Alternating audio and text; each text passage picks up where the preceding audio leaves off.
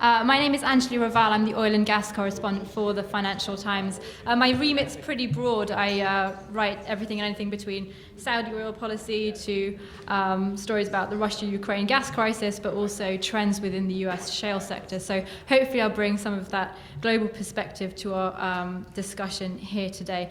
I know we're towards the end of the day, but if you can stay engaged till 4:30, maybe Genscape will roll the cocktails out early. But just like all of you, I have been reevaluating, my assumptions about the oil market, in light of prices collapsing by, more than half over the last year. And I mean, even this year alone, we have seen some. We're learning new things every day, and things that we did not expect are coming to light. I mean, US shale has been far more resilient than people had expected, and capital has continued to flow into the sector. A year ago, we were talking about potential cuts by OPEC producers, but not only has that not happened, OPEC, led by Saudi Arabia, has been pumping far more than anyone else thought. China too, the economic turmoil and turbulence in stock markets has forced many people to reevaluate, their assumptions for demand growth. And, the big elephant in the room also is Iran and what happens when more Iranian barrels come to the market. So joining me to discuss all of this and more are some very distinguished panelists here. So we've got Daniel Holder, commodity analyst at Schneider Electric, Jodi, Quinnell, oil product manager at Genscape, Brian Bush, director of oil business development at Genscape, and Joshua Starnes, director of oil research and forecast of the Americas region at Thomson Reuters. I'm not going to jump in between each presentation, so I'll just sort of bookend the conversation. But I hope that at the end we can have a broad discussion about oil market dynamics and the impact on producer spending, the storage industry, refinery margins, supply and demand drivers, but of course what all of this means for price and the US oil industry. So over to you, Daniel.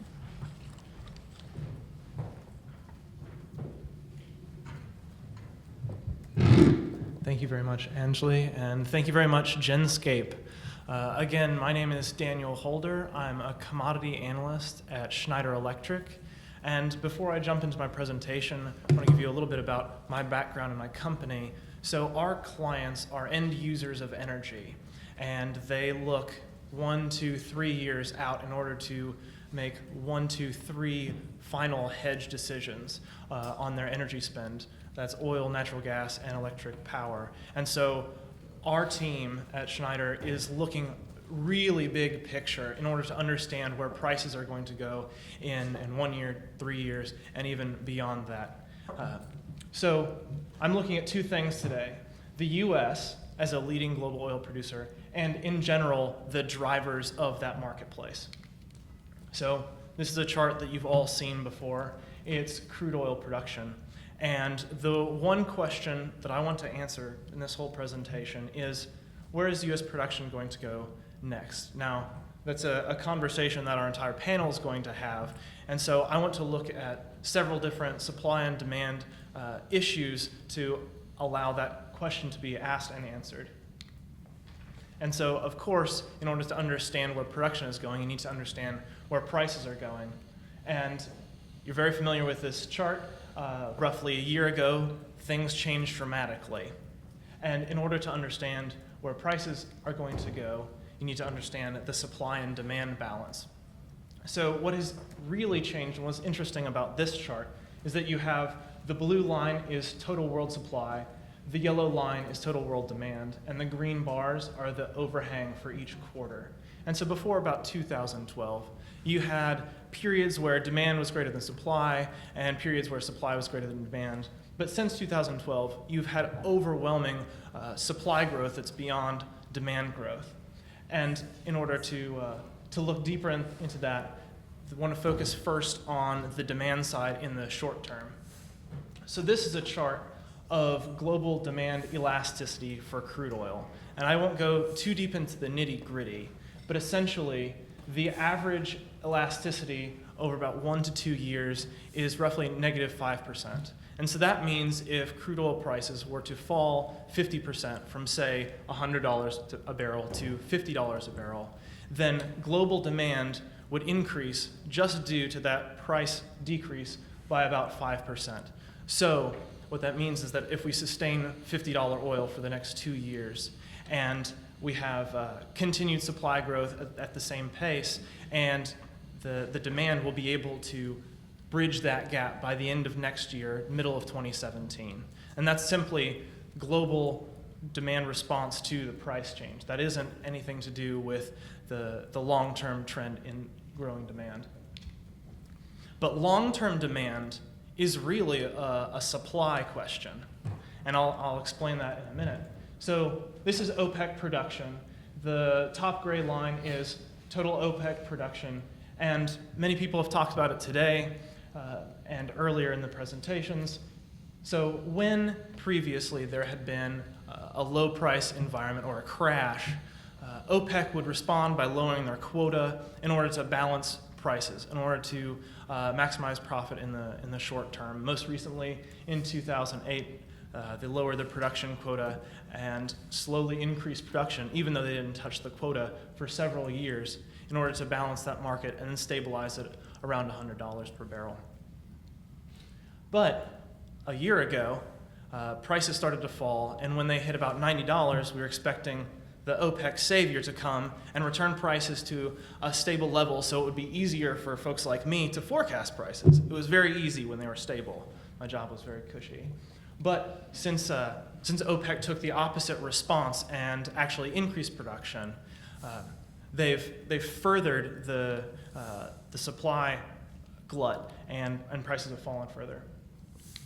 And this is the same OPEC production chart, and the bars on the bottom are really what I want to highlight right now. So overall, it's listed spare capacity, but the green bars at the bottom are Gulf Coast countries' capacity, and that's primarily Saudi Arabia. And so right now, even after increasing their production year over year by over 1 million barrels per day, they still have the ability to increase production by another 2 million barrels per day if they so chose. So when people speculate and say that the cartel has failed or it doesn't have the ability to influence the market like it used to, that's simply not true. OPEC and Saudi Arabia in particular could keep prices below $40 for several years if they wanted to alone. At the same time, they have the ability to shift back production really as far as they need to bring prices back above $80 or $90 a barrel, if that's what their plan was. So, what is their strategy? What is their long-term game plan? And I say long-term because it's not a short-term strategy, in my opinion. And like someone said earlier, if you want 5 opinions, ask 3 analysts. But my opinion is that they're looking really long-term. Now, this isn't crude oil demand. This is total energy demand. On the right-hand chart, we have developed world demand for energy. Between now and 2040, roughly flat, probably declining. And on the left, you have the developing world. And so that's really what OPEC is looking at. They're not necessarily trying to push out high-cost producers like the US shale industry in order to get a bigger piece of the oil pie. They're actually wanting the oil pie to grow as fast as possible and sustain that for as long as possible, because I know people talk about peak oil, but at some point there will be a threshold, and what they're really competing with right now is not the US or Russia, it's Brazilian ethanol, it's electric vehicles. There are so many different ways to meet an energy demand that if you are an energy producer of any kind, you're looking at your competition much broader.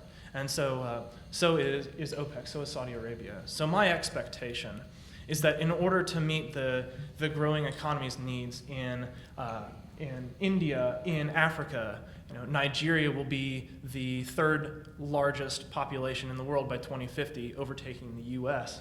And so there's so much potential, and those markets could use LNG for fueling their cars in the future if the price environment is correct. And so Saudi Arabia wants to make sure that the price environment is ideal for petroleum. Now, of course, this is my theory, but it puts their current action into a perspective that really makes sense to me. Now, if you believe that they're going to maintain high production for at least 3 years, we would expect oil prices, which is the light blue line here, to remain low for at least that period. Now, into next year, I believe prices will go even lower, touching 30 and likely breaking through 30, down to the low side. There are plenty of producers in the US that can sustain that, but around the world there will be lots of producers that cut back. And another side of the overall fundamental picture is the dollar index. And granted, there's not a clear causation between Brent and the dollar, but it's very important to understand what the US dollar is right now. Since pretty much all oil in the world is bought with dollars, it is seen right now as the cleanest dirty shirt. So you finally got a date in college, but you realize you haven't taken a shower or done laundry in 3 weeks. So you have to do the smell test. And there's one shirt that's only a little stinky, and it's just only slightly wrinkled. That's the one you put on, and that's the US dollar right now. The global economy isn't going very far very quickly. China, in fact, is slowly ratcheting back. Some numbers I saw today is that by 2018, they expect growth to be 5.5% a year, when we're at a panic that it was below 7 right now. So the U.S. is a place where the U.S. dollar is a place where investment is going because it's safe. And so over the next year, we expect the dollar index to reach 105 and to maintain strong over the next 3 years. And the same is true or the opposite is true, I suppose, for Brent, where low prices will be hit at the end of this year into early next year, and into 2017 and 2018. I don't expect to see prices below $70 or $65 a barrel. And then into 2020, and this is a longer-term view, and it's very difficult to forecast 5 years out, but I also don't expect prices to be above 80 that far in the future. I'm sure there will be a spike or two, and I'm not going to be able to predict how or when they will happen, but they happen. And in general, the average price will be below $80 through 2020. So bringing us back to US production. Our expectation, my team's expectation, is that into next year, we'll be back at a production level of about 9 million barrels per day in the US, and that's into 2016. In 2017, expect that to remain flat and won't start growing until 2018 and through to 2020. Our expectation is for production to hit around 11 million barrels per day by the end of this decade. And yes, there are lots of data points that you can argue one way or the other, such as capital to debt, or the amount that's invested in CAPEX right now into exploration. However, it's a very resilient industry, very innovative, and so there are lots of opportunities, especially with untested or slowly tested technologies like refracking, where there is the potential, there will be found a potential to hit 11 million barrels per day by 2020. Now, I'm sure you have lots of questions, but I'm going to hand it over to Jodi, the next panelist, for her take on all of this. Thank you very much.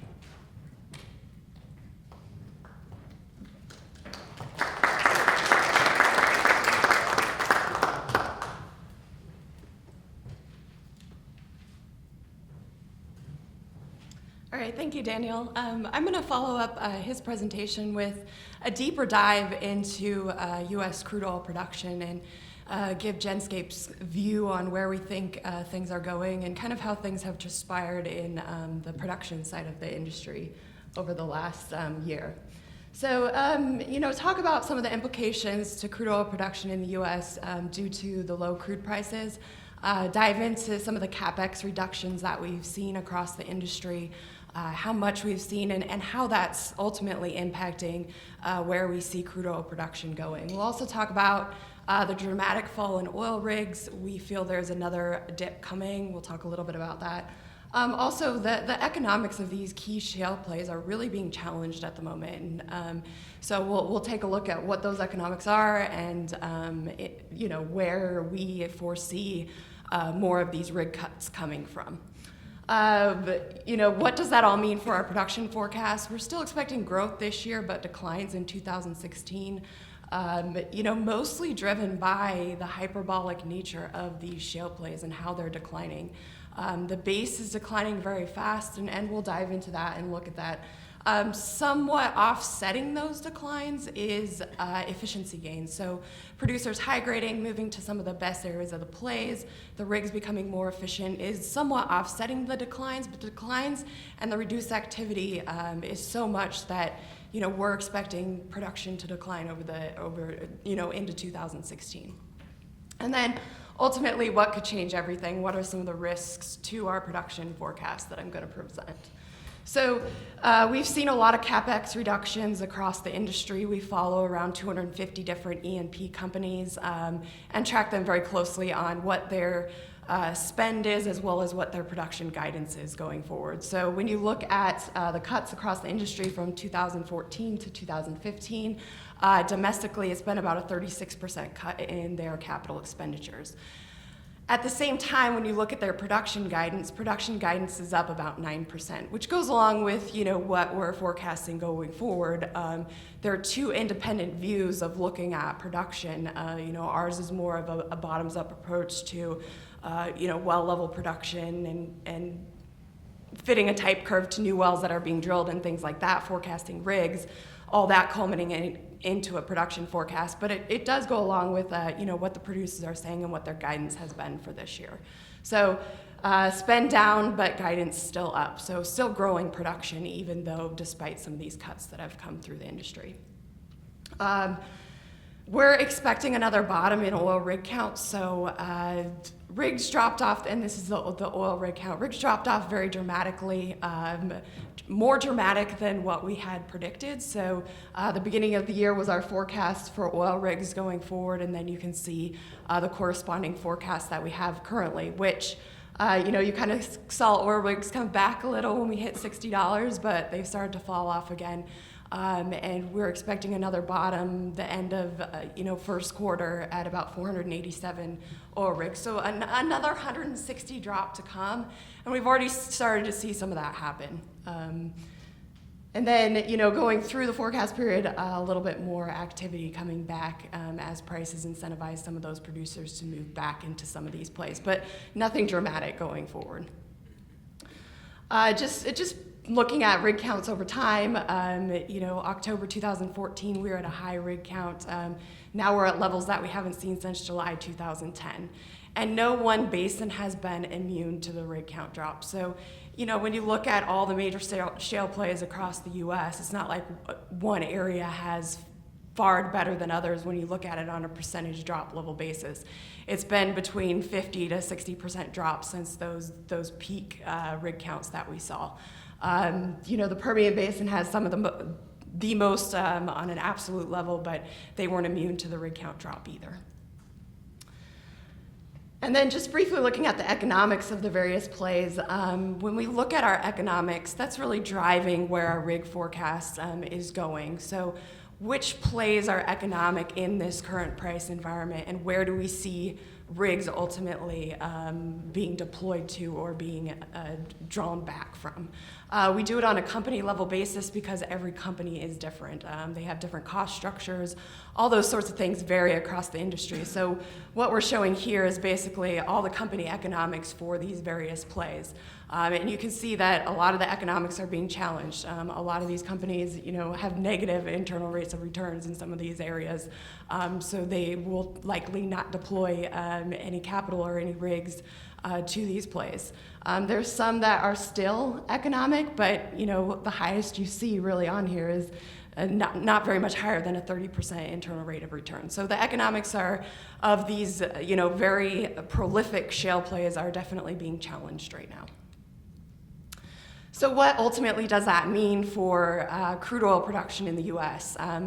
Like I was saying, we're expecting about 625,000 barrels a day of year-over-year increase in 2015, and then a decline of 612,000 barrels a day in 2016. We feel, and I think the industry right now accepts, that production peaked at about 9.6 million barrels a day in April and has come off since then. We're expecting production to hit 8.6 million barrels a day, so that's about a million barrel a day drop by the middle of 2017. So before then, it starts to pick up slightly, and that's based on, prices being a little bit higher in the forward curve, and like I said, some of those rigs being deployed back to some of those shale plays where it might make sense at $60, but doesn't quite make sense at $45. So that's our production forecast going forward. If we look at it on a regional level basis, the year-over-year change, you can see, a lot of areas in 2015 still seeing a lot of year-over-year growth, but when we look at our 2016 forecast, only the Permian has slight year-over-year growth, and that's really being driven by efficiency gains that we're seeing in that region and that we're expecting to go forward. Like I was saying before, the hyperbolic nature of these shale plays is really impacting the base decline rate, which is around 30% right now. So if you were to stop drilling today, or you were to stop drilling at the peak and there was no more drilling in the US, we'd be at about 5 million barrels a day by the end of 2019, based on the steeper decline curves from these shale plays. And this is basically just showing over time the ramp up of production by year, and then how that has declined over time. So you can see that it's definitely gotten steeper, and it's really been in the last, 2011, 2012, 2011, 2012, and 2013 is really where it's gotten steeper. And when you look at that 2013 production, how it ramped up to about 2.3 million barrels a day, and then declined in the first year 1.1 million barrels a day. That's almost a 50% decline on that production, that newer production. So that's definitely impacting it, why we see at these activity levels that production is going to decline. Somewhat offsetting that, though, like I said before, is these efficiency gains that we're still continuing to see, as well as high grading to the best parts of the play. So looking at Permian, New Mexico, this is just one example, but as I was saying, the Permian is one of those areas where we're seeing the most efficiency gains, and really it's a result of the play just recently moving to more horizontal drilling. So in the Permian, New Mexico, initial production rates have been up 62% over the course of the last couple years. We're forecasting that to continue through our forecast period, really, as this horizontal drilling still continues to take hold, as well as they high grade to the best areas. If you look below that chart, that's the wells per rig in Permian, New Mexico. It came down as we went from vertical to horizontal as the drill days increased, but we expect that to start to go back up as they move to pad drilling. That's kind of become a new thing within the Permian Basin, where we're hearing a lot of producers saying, okay, we've mastered this horizontal drilling thing in the Permian, now we're gonna start to work on efficiencies, we're gonna move to pad drilling. So we are expecting in the Permian Basin to continue to see not only well productivity increases, but increases on the drilling side as well, as they keep some of the best crews operating and move more towards pad drilling. And like I was saying, as the rig count has fallen off, the percentage of horizontal drilling in the Permian Basin has basically reached almost near 100%, especially in the New Mexico portion of the play. So that's really driving a lot of these efficiency gains that we're seeing going forward. And then, we can't forget about what's happening to Canadian supply as well, because even though there's been some cutbacks on the conventional, unconventional side, a lot of these major oil sands projects are still going through. We've seen a pushback in permits, so Some of those permits that were slated for 2018, 2019 startup have been pushed to be determined. But a lot of the existing projects that are on the docket, these are a lot longer term projects on the bitumen side, are continuing to go through, and they're continuing to go through with a lot of these projects, as well as ramp up projects that are in existence. So we expect Canadian supply to grow 82,000 barrels a day this year, and then an additional 140,000 barrels a day in 2016. And the majority of this crude is coming into the U.S., being imported. So we can't forget about what's happening to Canadian supply, even though despite U.S. production declining in 2016, the Canadians and their supply is ramping up on the bitumen side. And this is just an example of those few projects that we've seen that are ramping up and are continuing to ramp up on the oil sands front. And then just to conclude and talk about some of the risks to our production forecasts, some of the upside risks, definitely high grading and oil rig efficiencies. So have we factored in enough into our production forecasts going forward? Could they exceed levels that are higher than what we're forecasting? We feel like we've been pretty aggressive with those, especially in the Permian Basin. We've also factored in some to the Eagle Ford and to the Bakken as well. So it's definitely something that we've taken into account, but have we taken into account enough? Decreased completion costs, we've seen those come down 20 to 30% already. Is there more room to come down a little bit more? There could be, which could make the economics slightly better. And it is upside risk to our production forecasts. Improving price as well as improving break-evens goes along kind of with what we've been talking about. And then exports and oil well inventories. Are the DUCs, the drilled but uncompleted well inventory, higher than what we've expected? They could be, and when do those come online is another upside risk to our production forecast. And then downside, decreased prices, sustained decreased prices, and then how nimble are producers to come back once we see a price increase. Another decline in oil rig activity, which we are expecting to happen, but are more oil rigs than what we're forecasting going to leave the fleet. And then a downside risk as well to our production forecast, even though it is an upside risk as well, as these drilled but uncompleted well inventory. So if a lot of producers start to defer more completions than what we're expecting, that could be short-term downside risk, but long-term upside risk. OPEC production, what does OPEC production do and what does that mean for prices?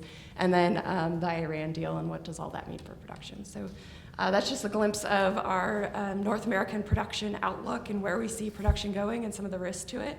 I'm going to turn it over to Brian now to talk about some of the transportation and storage aspects.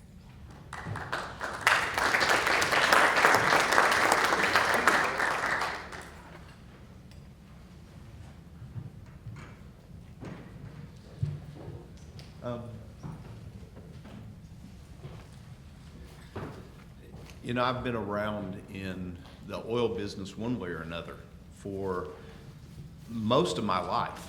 I actually grew up in a refinery. My father worked for Ashland Oil. It was back before the days when OSHA was quite as tight as it is, and everyone at Ashland worked 5 days and a half day on Saturday. It's just what was expected. So I spent many Saturday mornings literally out playing in the Catlettsburg refinery. Actually got involved in the business of trading in the 80s. And we're all looking at this big price shock, and we've seen the prices drop so hard. It's nothing new. We've been here before. We saw it in '84. If you go back to the late 90s, and quite frankly, this last drop in prices in the contango structure that we saw for TI and Brent, it's much more akin to the market we saw in the late 90s, certainly than what we saw with the backwardation and the big drop in 2008, which was purely a financial crisis. It's certainly more than the deep contango and the struggles we saw back in 2011-13 as we had constraints in Cushing. So the one thing I will tell you, and it'll actually get to my last slide, is whatever we see in this business and in this industry, I've been here long enough to know that we've seen it before and we're going to see it again. So I want to talk a little bit about what we've seen at Cushing at Genscape since we've been monitoring it, and put kind of in perspective where inventories are, kind of what that means, and what we're going to see at Cushing, because Cushing is still very relevant. As long as the financial CL contract is attached to physical delivery at Cushing, Oklahoma, then knowing what's taking place at Cushing, how much capacity is there, how much is being currently utilized, how do you get crude in and out, is going to be relevant. So if we go back and look, one of the most striking things that's taken place in the 5 years that we've been monitoring Cushing, Oklahoma, is a significant build out in capacity. When we started monitoring, there was about 50 million barrels of storage capacity at Cushing. Shortly after we started this, the tight oil plays came online. We saw a lot of production. Cushing, Oklahoma, with the delivery of the contract, it wasn't just WTIs. Back in the day, you could deliver Brent, Quaibo, 40s, Cusiana. So Seaway went north so that you could actually deliver foreign crudes. And as we see all the ramp up in Canadian production, all the ramp up of the tight oil plays, we find that we have more Midwest crude than we know what to do with or where to put. So we see utilization at Cushing get to about 80% in cap out. In fact, the highest utilization we've ever seen at Cushing, Oklahoma was about 78% of shale capacity, and that took place in July of 2014. But prior to that, you can see 2 or 3 other points where we came very close to bumping up to that 80% utilization. The absolute highest utilization that we've ever seen was in April of this year, when we reached about 65 million barrels, and that was just slightly below, again, that 80% utilization rate. So history will tell us that as you're watching the inventories build and grow at Cushing, when you approach 75%, you need to know we're getting pretty close to max capacity at Cushing, and you start asking the question, where is that crude going to go right now? Because we're about to be full. Now, the flip side of that is we've really never seen capacity go lower than about 28%. And actually, that occurred in July of 2014. The high of 79% was actually in March of 2011. But once you get down around that 30, 28, maybe 25% utilization of shale capacity, you're getting Cushing down far enough that you really can't go much lower than that. Maybe 20 million barrels. Below that, you really can't operate all of the terminals. So we need to keep an eye on Cushing and where we are as it relates to the contract, and understand where our max is, and how we're going to get it in and out. Because that's changed. When we had the congestion that really led to the crude by rail revolution that we had, you did not have the capacity to go south. And we had an increase in that capacity. In fact, I'm going to talk about that first. There we go. The outgoing capacity, it was causing the constraint. So the first thing we did is reverse Seaway. As soon as we reversed Seaway, we saw the structure start to relax. We saw backwardation start to come together, and we saw Brent react. The next thing that happened was Seaway was expanded. At that point, we actually had enough capacity to start to drain Cushing. And we started to fairly rapidly drain all of that excess oil that was trapped in Cushing. We believe it was a lot of the heavies that came out of there first, followed by the light sweets. We ran all the way down to where we finally hit minimums. We've also then added on TransCanada.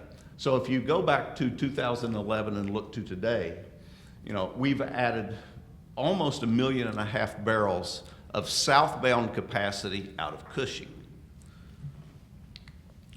What a lot of people may not have paid a lot of attention to is, at the same time, we're building incoming pipeline capacity. Between 600,000 barrels a day of Flanagan South, Pony Express, which can run well over 200,000, 230, and everything else. We've put about 1.6 million barrels of incoming capacity into Cushing, Oklahoma. So where does that take us? Well, if we look at historically, and the graph on the left-hand side is the actual capacity, the net capacity of pipelines into Cushing and out of Cushing.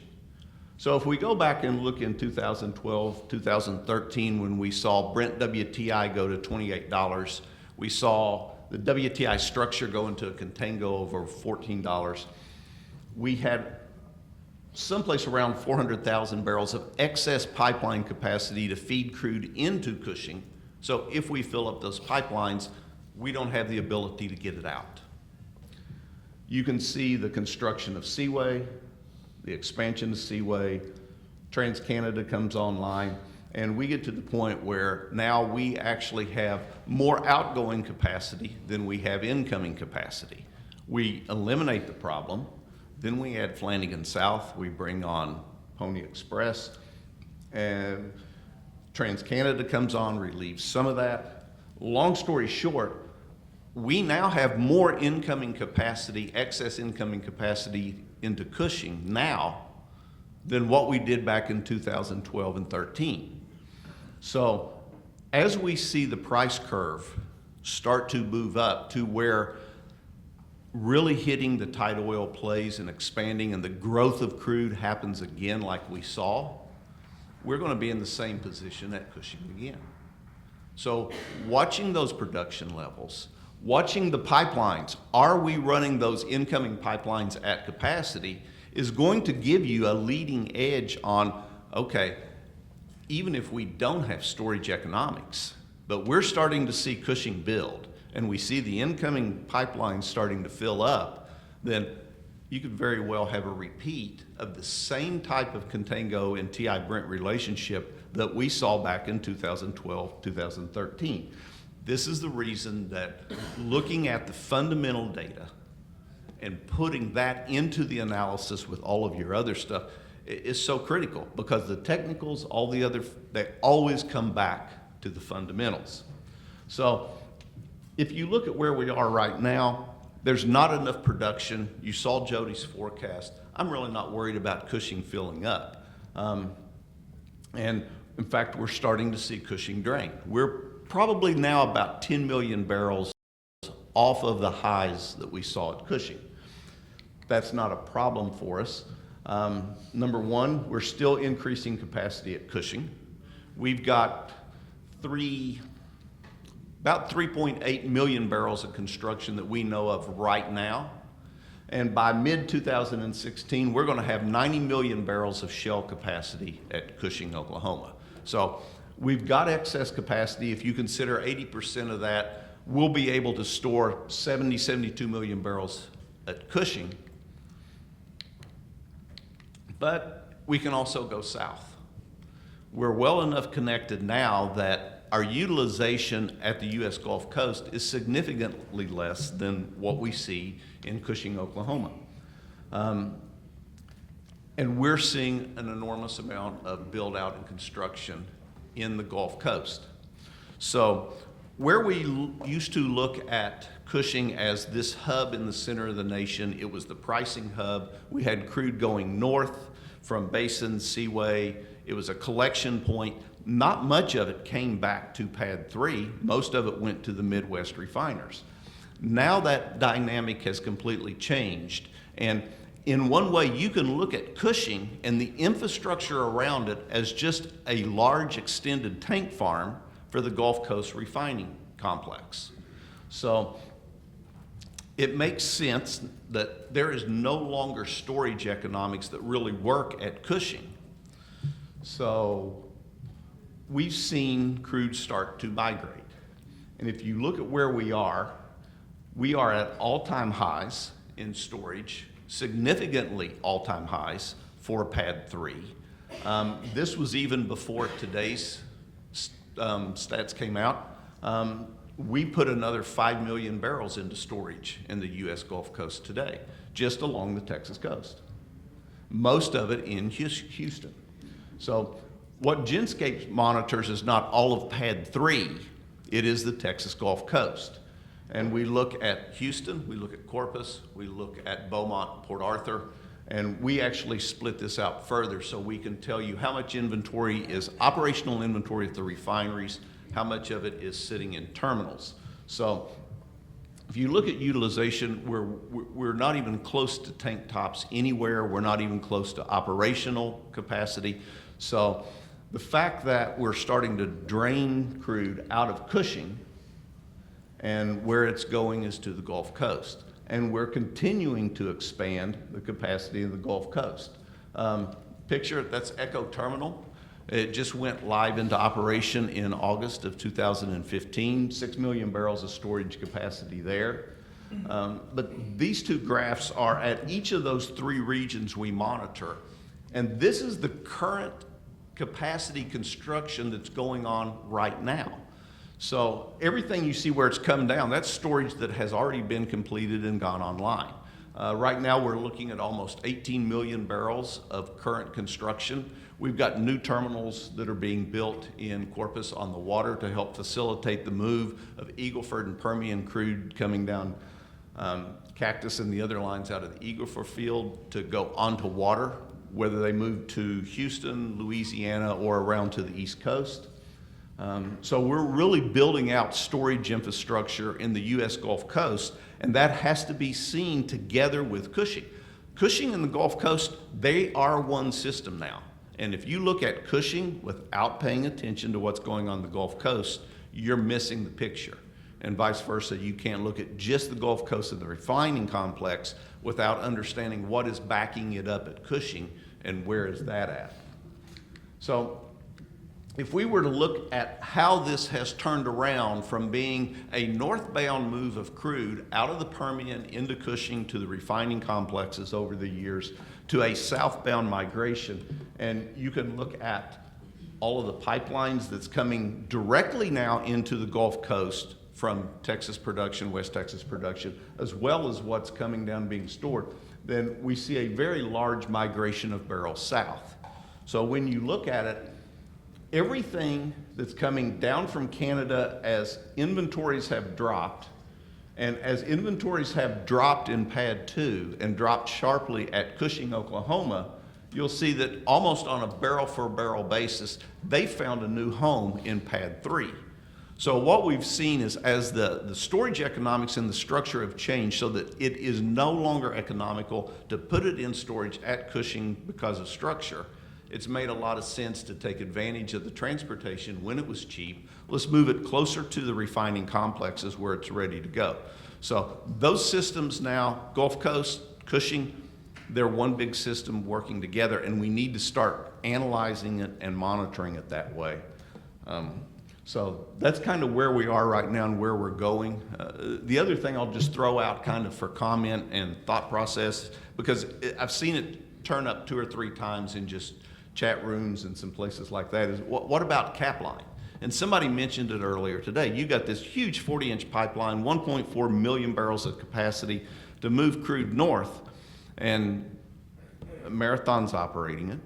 They take a little LL north. They take some, termed up Mideast barrels north. One of the big shippers on that has been the Memphis refinery. Well, when Plains finishes the Diamond pipeline, that's going to take about 200,000 barrels a day of capacity off of Capline. Capline's running about 350,000 barrels a day. So Capline could easily drop to something below 200,000 barrels a day of utilization on a 1.4 million barrel pipeline. And everybody says, obviously we're going to reverse that and start bringing Canadian crude south on Capline. Doesn't work.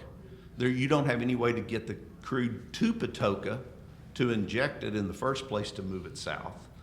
Why would BP, who has a 10% stake in Capline, want to approve it when they kind of like having captive Canadian market so that they can have cheaper heavy now that they did the big conversion at Whiting? So I think it'll be interesting, and I'd love to hear if any of you have comments or thoughts about Capline, because that's one of the big question marks, is what's going to happen with that piece of the puzzle from Pad 2 south. And I'm going to turn it over to Josh to round out the panel, and then we'll take questions.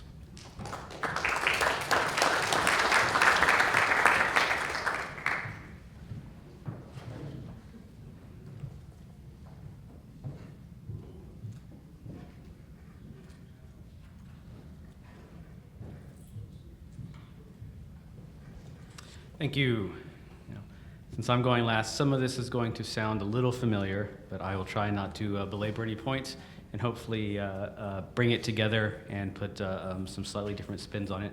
I'm going to be looking more on the demand side, so very much into storage, but what is happening particularly on the refinery side, looking through at least to the end of this year, and some base changes to it and how that will affect our supply-demand balance, the U.S. supply-demand balance, at least going through the end of this year and into the beginning of next year. So obviously, as my colleagues have said, we're going through this extremely steady rise in U.S. crude production. What we were expecting in the first half of the year, as we saw that very steep drop in rig cuts, and there were some expectations during price recovery at the time for in the second half of the year. A steep production decline has not taken place, as we've seen efficiency gains in production have offset a lot of the decrease in rigs. We're in this plateau area, so we've obviously peaked, but a very, very gentle plateau of something around 50,000 to 100,000 barrels per day coming off month to month over the last couple of months, and we see that continuing forward just a little bit. Again, obviously very bulwarked by changes in shale. There we go.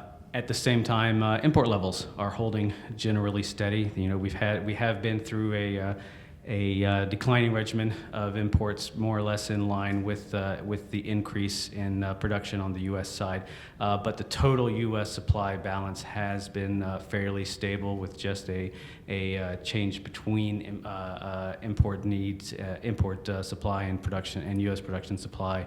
And even as production drops slightly, it's still getting made up slightly by slight increases on the import side. So we're still looking, at least to the end of this year and into next year, actual net supply in the U.S. not changing significantly, despite the decrease in production.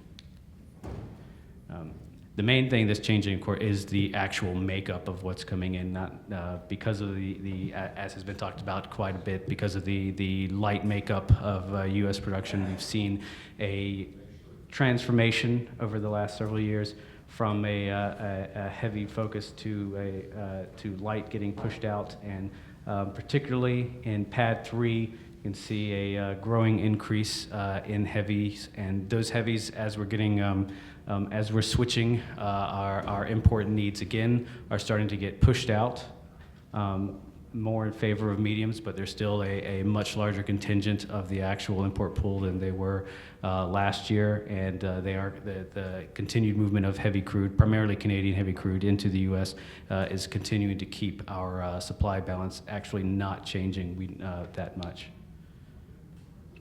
Which of course leads to this picture and this large fork of the side, as was just talked about, and the move in our total storage picture, where we hit peak last year, and while we have been going through a gradual cutting into actual storage levels as refining has come back in through the summer. The actual cutoff versus available crude, even with splitting between locations between Cushing and Pad 3, has only taken us very mildly from our peak levels, and we still have a tremendous amount of supply that demand has to eat through in order to have any sort of fundamental change in price recovery. So what actual ceilings do we have in refinery demand, and where are they?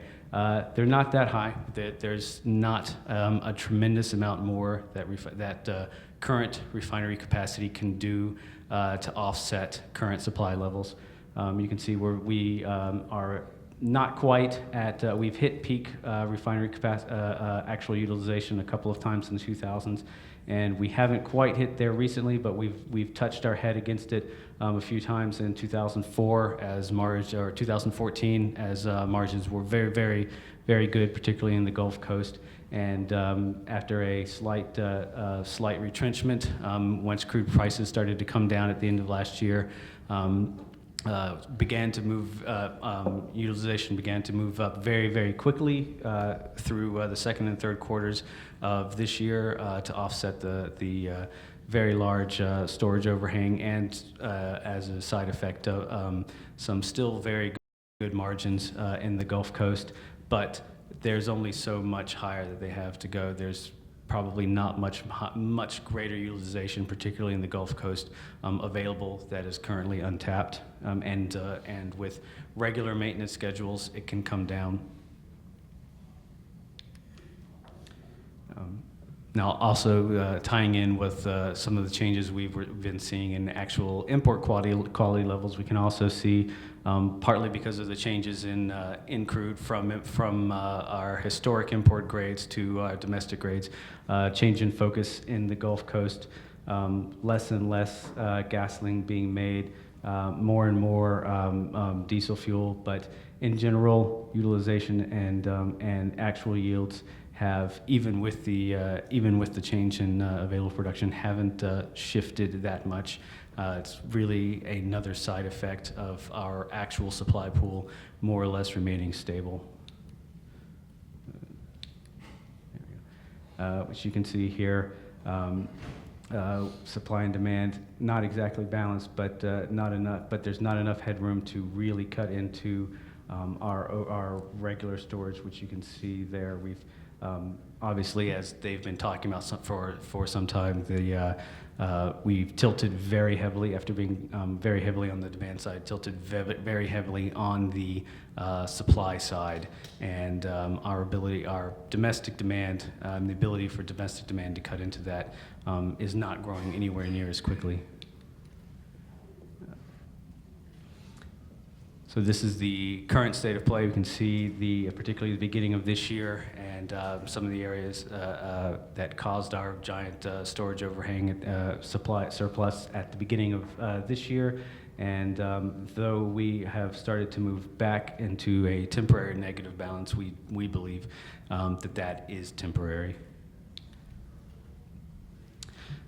So looking forward to the end of this year, our view on production is not too different from Genscape, that we're going to continue this slow plateau downwards, but very slow, 8.5 million barrels as a bottom by some point next year is certainly not out of the realm of possibility before we potentially start to see continued increase before price recovery kicks in and we start to see a bounce back. But a noticeable dip in production and concurrent increase in prices does not seem likely for this year. And the same again in imports. Import trends with current crude loading schedules don't seem to be changing particularly either. So we can expect current supply to stay stable through the end of this year and into the beginning of next year. So we see the balance actually shifting slightly into demand's favor, but not very far, and still remaining tilted despite all of the cuts into rig counts, despite some changes on the production side. So the supply-demand balance staying tilted very heavily in the favor of supply. So what does that mean for actual crude storage and from there to actual crude price? We see the supply-demand balance and the correlation between that balance and actual total U.S. crude stocks as it remains tilted in supply, there's still a significant chance of real growth in crude stocks through the winter, even as winter refining demand stays strong and downward pressure on price. Not so much downward pressure, but keeping any of the real price recovery we saw from the first half of the year actually recurring. So we see stocks, despite their current downward slope, actually as refining capacity starts to retrench some at the end of the year, begin to build and build up through into the first quarter of next year, putting continued downward pressure on WTI. This is not probably a sustainable turn of events as WTI comes down. Refinery margins, which we still see as good, at least up through the second quarter of 2016, remain strong. So an expectation of extended decrease in refining capacity, particularly Gulf Coast refinery utilization, won't last very long. We expect typical turnaround in the first quarter, but then a return to high utilization rates in the second and third quarters of 2016, and trying to eat into these storage levels again. But short term, that does not seem likely. I will turn it over, and I think into questions.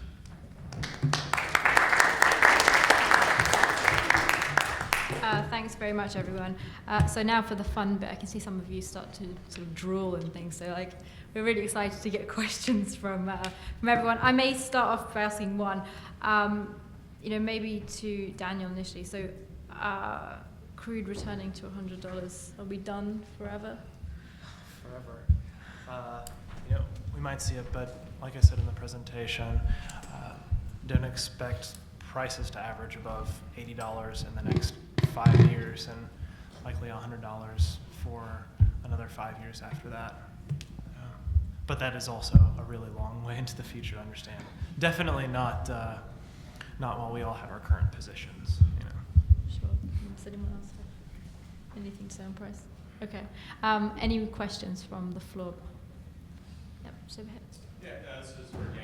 You talked about how OPEC strategy to maintain market share will continue to put lower and lower pressure on prices. Two questions for that. One of which you mentioned spare capacity, so their ability to continue to increase production is still there. What is the geographic weighting of that spare capacity? And is it really realistic to assume that full delta between what you showed in your slide as far as is the 100% utilization capacity? We've never seen it from OPEC. Is it a real number? And who has the lion's share of the spare capacity? So of that 2 million barrels a day from the Gulf Coast states, the lion's share of that is Saudi Arabia. So they have really close to 2 million barrels that, from all of our accounts, is an accessible capacity.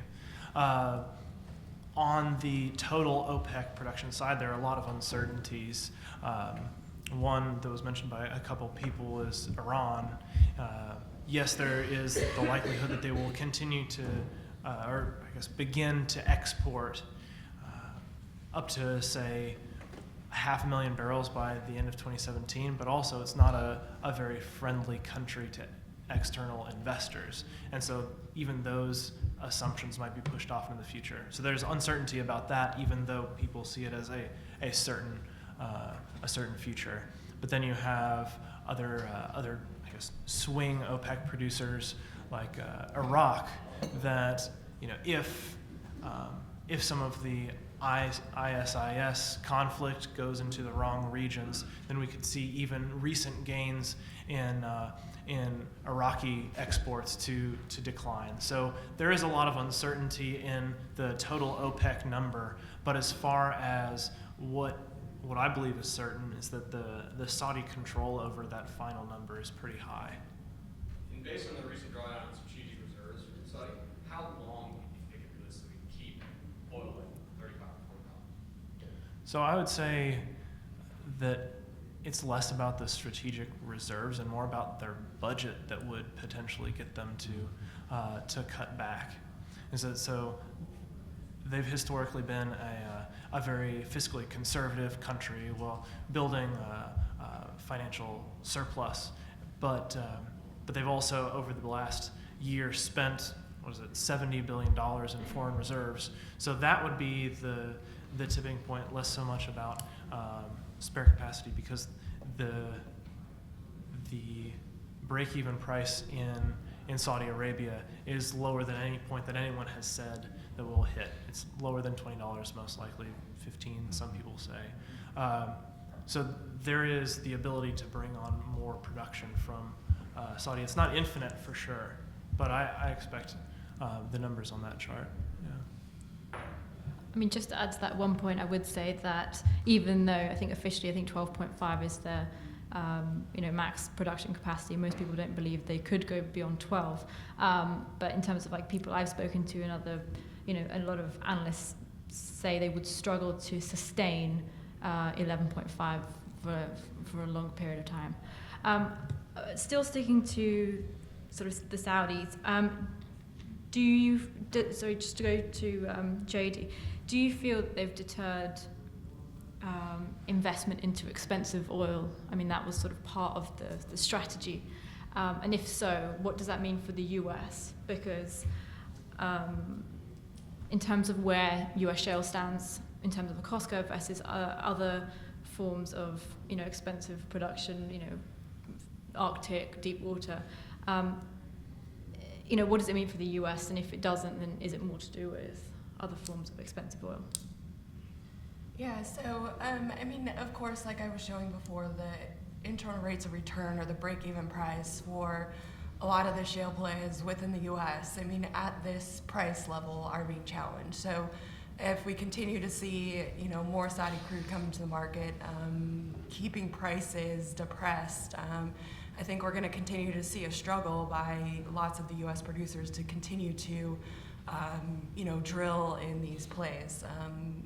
There are some really good plays and some really good companies positioned out there that can ramp up if prices are there. But we've seen that pullback, and we're expecting a little bit more pullback because $45 oil is just not enough for the producers in the U.S. to continue to grow production. So, I think it makes it challenging for sure. October 1st is the date that everyone's sort of looking at sort of the redetermination processes, when banks are obviously reassessing the value of companies and their reserves.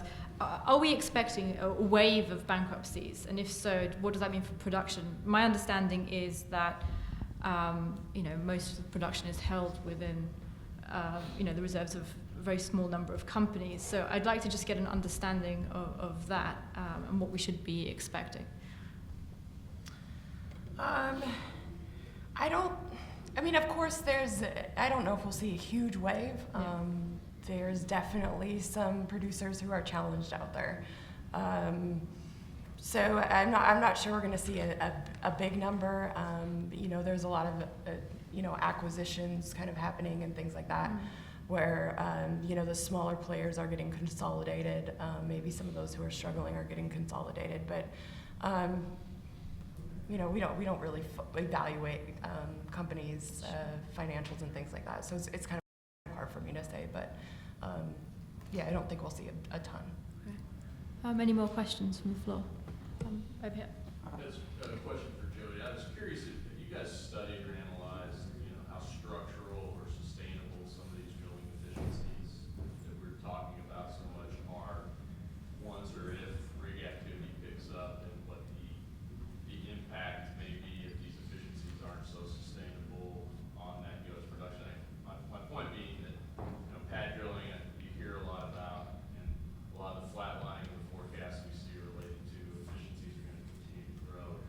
But if a lot of things get dumped into the efficiencies bucket, and high grading of acreage leads to efficiencies. I think high grading of oil field service, labor, and equipment leads to efficiencies. And if activities pick up, do some of those actually fall off? Has Genscape looked at anything like that as to what that impact is? Yeah, and I think, the Bakken is kind of a good example of where we've seen, I think, a basin that hits some of their efficiency gains, meaning that on the well productivity side, we haven't seen a real big increase in the initial production rates like we've seen in the Permian. They've more or less remained pretty flat over the last couple years. So that's actually an area, even in an increase in rig environment, where we saw efficiencies more or less kind of tap out, I think. And they've mastered the pad drilling too, so those efficiencies are relatively constant as well. So within our forecast for Bakken, we aren't assuming a lot of efficiency gains. I was showing kind of the high end of those efficiency gains on the Permian side. I think you could subtract a little bit if you saw a real big uptick in activity, as you get, some of the service companies, bringing back less experienced hands and things like that into the oil field. That ultimately could hinder some of the production gains, because, as we see the rig count fall down, we've seen efficiencies kind of come back up, drill days come down a little bit, just because of those efficient crews being left. Whereas if you did have a huge uptick in your rig activity, some of those service companies might struggle to get experienced hands back into the field. So yeah, I think we could see, potentially that. Another one of those cycles that we see that I was talking about is the love-hate relationship between the producers and the service companies. Part of those efficiencies we've seen have been the equity holders and the producers taking their pound of flesh, and the first people to suffer are the services companies, and they've been hit harder and decimated more than anyone. But then when everybody's fat and happy and times are good and the services are scarce, they take their pound out of the producers. So you will get a little bit of cost cycle in that as times get good again. But I don't think it would be enough to be drastically impacting the efficiencies as far as financial efficiencies of the drilling. There was another question from the middle of the room. Yeah. There. Hey, Jodi, you have Canadian heavy oil production continuing to sustain its growth. I assume that's a product of investment decisions that happened years ago. So when do we start to see the impact of the current forward curve cause Canadian heavy oil production to start to back off? Yeah, and I think we're starting to see some of it. It's just happening in the back of our forecast, so it's not really in there. But it's those permits that were slated to come online like 2018, 2019, projects that were supposed to come on kind of 17, 18, 19. Those permits, a lot of them have been pushed back, meaning that they went from those timeframes to be determined date. So meaning those producers are basically putting those projects on hold infinitely. So I think that will start to play more into 2019, 2020, 2021 crude outlook for y'all, I know we can't apply a single price to such a broad basis, but is there a ballpark number that we kind of need to see in the forward curve for those producers to elect to put those permits back in place? Is it 70, 80, 90 bucks? Yeah, a rough estimate there? probably 75 to 80, I would think, with some of those big long-term investments. But they are very, those oil sands producers are looking out. 30, 40 years, because these projects, they bring them online and they're sustained for that long a time. So, it's hard to put like an actual pinpoint on, one particular price, but I think, $75 to $80 might incentivize some of them to reevaluate the projects. But like I said, they're also looking out very long term at the same time. Brian, can I just ask you a couple of questions on the storage front? What will be the impact of the fall and winter refinery maintenance plans on storage, but also prices? And secondly, I'm keen to understand that if we don't reach tank tops, as you say, what does that mean for the offshore storage plays, and which is of much interest to us as journalists, looking at what the traders are doing. When you talk about the maintenance season coming up, let's back up a couple of years and look at what's happened the last 2 years, which is a lot of refinery maintenance has been deferred. Crack spreads have been so good that anything that refiners could put off to keep cranking at max capacity. They've done. Pretty soon, they can't do that. Stuff breaks. If you don't stop, slow down, fix stuff, do your maintenance, stuff starts breaking. I'm not sure that they've got much more that they can defer. So I think we might see a little bit larger season. I know we looked earlier. At one point, I remember that through the months of September and October, we were going to lose a total of 2 million barrels primary refining capacity. Now that's not, we're not losing 2 million barrels for 2 months, but if you look at all of the primary crude processing units that were going to be taken down for either a 2-week period or up to about a 6-week period, total units were a little over 2 million barrels of capacity. As that comes off and the season extends, I certainly think that we are going to start building inventories again, and not necessarily at Cushing. Most of that build we may see take place in Pad 3, closer to the refining complexes. As for off-store or water storage, we're a long way away from any kind of economics that really work for any kind of floating storage like that. And we've got plenty of capacity. Could we hit operational capacity at some point? Maybe, but you look out through the entire Texas Gulf Coast, and I'm kind of thumbing probably about 50, someplace between 50 and 55% of capacity. So as much storage as is there, as much as currently being built, we got a long, long way to go before we have any kind of a storage crisis. Okay. Any more questions from the floor? This is kind of a joint question for Daniel and Brian. With Brian's view on storage and capacity build out and how much space we have, does that affect your view of crude pump hitting $30? So one thing that we haven't really talked about much is the refining storage, product storage.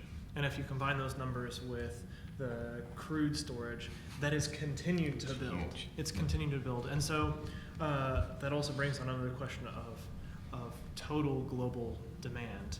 And that is currently, it's one of the biggest questions, partly because China is so opaque in a lot of this. But I guess to answer your question, his discussion about storage and the expectation that storage will likely continue to build into the next season, I feel like that holds pretty strong with my belief that there will be lower oil prices in the next 6 months. I guess I just was confused.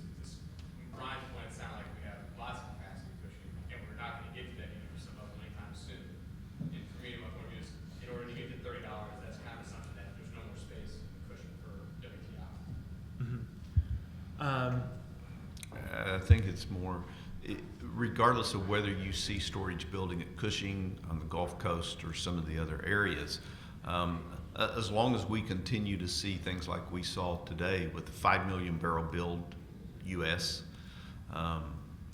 and globally production is still significantly above demand, and demand is a big question. China certainly is showing absolutely no signs of becoming a relief valve. The EU is very anemic as well, and we're really not slowing down. Any production cuts that we've seen take place in North America pretty much have been offset by growth in other areas globally. So we really haven't seen any cut in overall global production throughout all of this, and we certainly have seen no growth in demand. If anything, demand may continue to be retracting a little bit. So the bottom line, we got more crude coming out of the ground than we need. We're going to continue to see it put pressure on prices. I don't think we have seen the last barrel trade in the $30. And one of those, I am not going to make a price prediction or make a call, but I will not be surprised if we don't go down and test that 3240 number that we put in 2008. And just jumping off the back of that, something that I've been looking at is distillate inventories globally. Can maybe you, Brian, or Josh, give us a sense of how things stand in the US and what this would mean for prices? We have not hit peaks for distillates in the U.S. That mainly because it's been more of a transfer from this sort of 40-30 balance for jet diesel to very heavily weighted to diesel. But our diesel stocks, we've not been building them, but mainly because particularly through that 14 run where margins where refineries were running full tilt about as fast as they could, we were making more diesel. Even despite shipping out literally a record amount of diesel up to like 30 million barrels a day for months and months on end, we were still making more diesel than we could ship out. So we've kept storage, we've kept stores pretty well full. We're not hit max, but full enough that there shouldn't be a significant supply disruption that would hit prices. We haven't fully pulled back from that. We're not refining quite at that level, but unless there is, as Brian was saying, a long-term turnaround schedule from deferred maintenance, we're going to continue making at a large level. And with the crudes that we're kind of turning towards running as we move away from very slowly away from domestic production, we're pushing more and more U.S. refining in general towards more diesel and less of everything else. And we might actually see a reduction in the demand for diesel given what we found out from Volkswagen. I think in Europe that's definitely the case. There's a sort of momentum, I guess, towards gasoline vehicles again. But also I think the China story is very important here.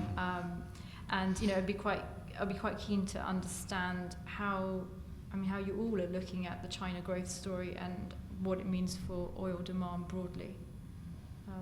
Who wants to answer that one? Yeah. Sure, I can jump on. Well, first is that it's so difficult to understand, but one thing in the long term, and this is, I guess, going to 2030, is that China has promised to cap its carbon emissions by 2030, and that's huge. And so what it means in the time leading up to that is that while they want to encourage the growth of their economy with actually a shrinking workforce over that time, there's going to be increased efficiencies in all sectors. And so I'd like to believe that the current slowdown in Chinese imports is likely to be a beginning of a trend rather than a fluke. Any more questions from the floor? Yeah. I think we spoke about different solution pushing was really very nice and insightful, but one dimension which is the quality grades dimension is kind of significant, because when we talk of Saudi Arabia, I think we heard in the morning that what's the extra is not the easy oil, it's the heavier oil. Similarly, what we build in pushing or building in pushing is not of the same thing. So where is the quality dimension shifts you're seeing? I kind of avoid the quality question because what we do at Genscape, I can tell you how much, but I can't tell you what. There are things we do look at and notice, but it's not anything we actually report on. The tankage that was built for TransCanada, for the TransCanada South, we suspect that is mostly full of Canadian heavy, and a lot of that. We think a lot of what comes down Flanagan South and is working its way through some of the Plains tankage there and the Enbridge, we think that a lot of that is heavy as well. There are other smaller players, JP Energy. We know that anytime they put crude in the tank, it's going to be some type of domestic suite that can be changed against contracts and delivered against contracts, because that is what they do. Unfortunately, although we can look at a tank and tell you at what level it's full, when I figure out how to tell you exactly what is in the tank and not just how much is there, I'll charge you a whole lot more for our product. We have some idea about roughly about grade, but in aggregate for the country. I also can't tell you what's in a given tank. We have seen a move towards, especially for imports, back towards heavy, and we believe that's primarily Canadian heavy still coming in. A lot of the Saudi Arabian heavy that we've been tracking is primarily going into Asia. And from what we understand, there's been some pretty heavy discounting of their OSPs in order to get Asia to take that heavy. Jodi, can I just ask you a question about the new methodology used by the EIA for their oil production? I mean, what's your view about it, and does the most recent data sort of change your view? Yeah, so the EIA came out, and I think this was mentioned earlier today. The lady from the EIA talked about it a little bit, but they came out with basically a survey of producers. It goes along with their natural gas, the EIA 914. So they're basically, instead of using state production data, they're going out and surveying producers on what they're producing. And what we saw is that, and we wrote a blog about this the middle of August, that said that we thought the EIA production figures were too high.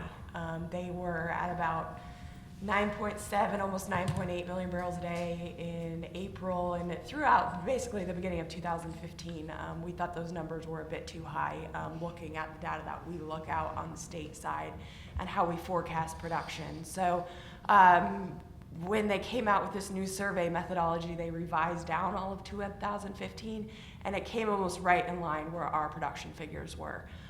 It was mostly Texas, of course, that's where most of crude production is. That was revised down. I think Gulf of Mexico was revised down a little bit, or up, I forget what it was. But anyway, those production figures came a lot more in line with where we were. So we think that this new survey methodology is a little bit superior to utilizing the state production data and analysts' opinions and things like that to put into their crude production figure. So we think that that revision and the new way that they're doing it is a little bit better than what was going on before. So, any final questions? No. Well, last one from me then. Jodi, you went into this a little bit about sort of risks that lie ahead, but what are still the big unknowns that we need to kind of be aware of? Anyone here on the panel? Maybe Daniel, if you also want to chip in. I mean, demand globally generally is the biggest unknown. As we go into December, there's a climate summit in Paris, and so that could really change the entire energy game. Obama's trying to push Modi, the president of India, to make substantial commitments, and that could change India, which is looked at as the next China as far as energy imports, into something very different. So that's the biggest unknown in my mind. I'd agree with that. I think we've gone from trying to estimate, particularly for like Brent futures prices, trying to estimate what a global supply interruption risk premium would be, to now a global demand interruption risk premium on the downside, and it's continuing to test these deeper and deeper cuts into Brent price particularly, and it's that question mark of sudden downwards demand shift. Yep, and I would agree. It's such a big question of when are we going to see the entire global economy start to get back on track and click and see actually a growth in the economy again. It's so anemic. You look at even growth in the U.S. is pretty anemic, and we're the strongest economy out there right now. So, and when you look at, and I'm gonna take us out almost a year. OPEC meeting November of last year. I've never seen Naimi as angry as he was during his news conference when he came out of that meeting, both from communications from Russia, and they go in and they decide we need to cut to try and strengthen price. The other OPEC countries, many of them reportedly were in favor of some cuts, and then turn and look at Saudi and say, we want you to do the whole cut. We want you to take the whole million off the market. As long as he's been oil minister, I've never seen him with that kind of demeanor about himself. I think they are very, very serious about a long-term strategy of we are going to protect our market share. So I don't think that there is I don't see any light at the end of the tunnel of the demand side getting us out of low prices. So we're waiting around to find something, and maybe it's low energy prices that can spur economic growth, but I think it's going to have to be the demand side. Even if you look at the forecast being diminished for production in North America, it's not enough to really boost prices. So we're kind of waiting on the demand side of that equation to turn us around and create a little bit of a shortfall versus production. And until we get that, I see crude trading, I don't know, bouncing around between maybe 35 and 55 with the occasional spike.